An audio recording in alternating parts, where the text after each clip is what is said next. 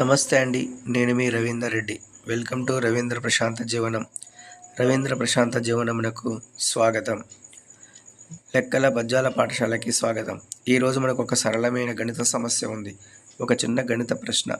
30/5 × 4 + 2 ఎంత? ఈ లెక్కను పద్ధతిగా చేద్దాం.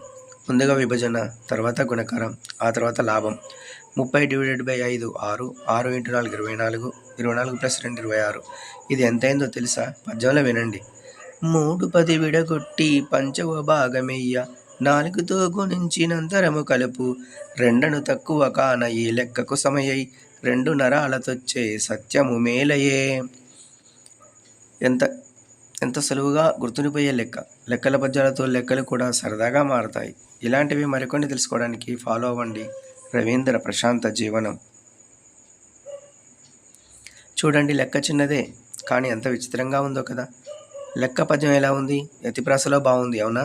ఇలాంటివి మరిన్ని పద్యాలు రవీంద్ర ప్రశాంత జీవనంలో. Follow, subscribe for more. Thank you for watching. Go self mate.